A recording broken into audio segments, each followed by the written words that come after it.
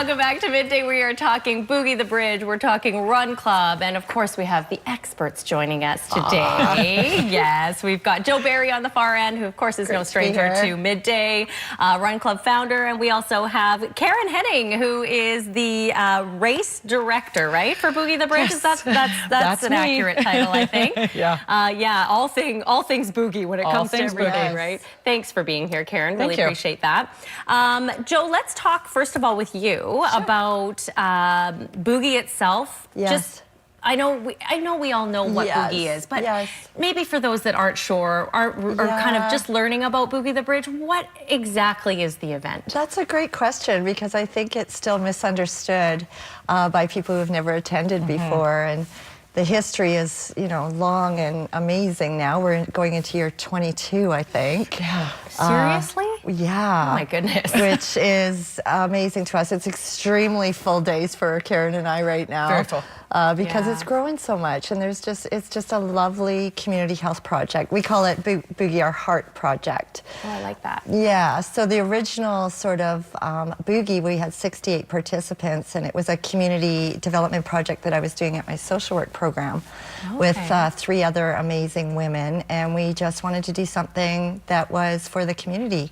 And I was a social worker at the time and started to connect the dots between moving outdoors and a therapeutic modality. Had this amazing mentor, Patrick McDonald, in town, who we all know and love, and he kind of hooked me up with people who were doing leisure counseling models across the country. So it was just a very innocent give back, and you know, I had gone through a lot with losing my mom that same year as well. So it's just such a heart project, isn't it, Karen? Oh, yeah. And it's really evolved, It right? really has. And you can feel the energy when you come down. It's not just a run, you can walk. I mean, we have amazing elite runners too now. Yeah, it's quite something when you're the one walking and then all of a sudden they're already on the way back and you've just left. Which is a challenge for Karen, because it's a challenge. We have our fastest 5K coming back in 13 minutes. Oh my goodness. Yeah. So now we're doing wave starts, and I'll let this amazing race director, Girl Power, love it. Tell us about that, Karen. I mean, okay, so maybe we should just actually backtrack a little and tell people that this is a new route this time, It is a brand new route. Okay, so is that the challenge? Is that well, that's been a big challenge. Okay. Yes, because we've moved from downtown Riverside Park because city's going to rip up our West Victoria Street. That's right. So we've had to move, which is fine, because it's going to be. Last night we were at McDonald Park. It's a little gem of a park that a lot of people don't even know about. And so it's just a really cute little park. And so we've moved it over to there. And I think it's going to be really, really nice. We walked around it last night, and we're putting, you know, the pieces together, and we're going to have a different start line, different finish line, which is going to be really different for everyone, except for the little mini Boogie people. Yeah. They get the same start finish. Yeah. But, you know, we get to cheer them all in, which we love to do. We love the little ones.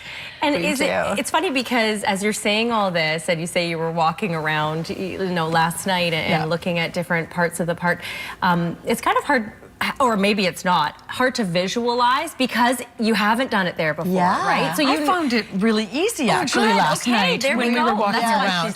Well, and we were so excited after last night. Oh, we were. We went into another meeting right after our team meeting last night and just pulled it all together, and it was like, this is really going to be great. Okay, and there'll be lots of entertainment on this route?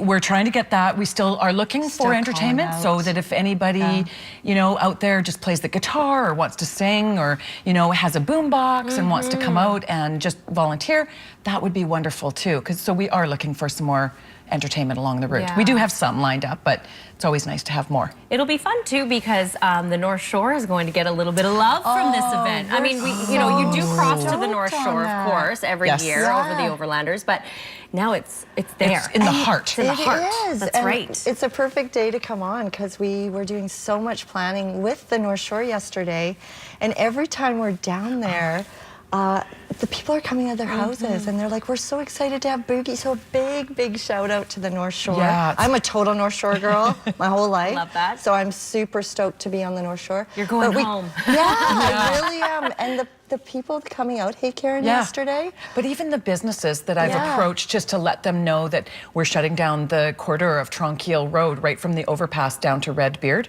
And we've talked to a couple of the businesses, not all of them yet, but they're just so on board. It's so nice to have you guys over in the North Shore. You know, it kind of highlights them a little bit more than the South Shore.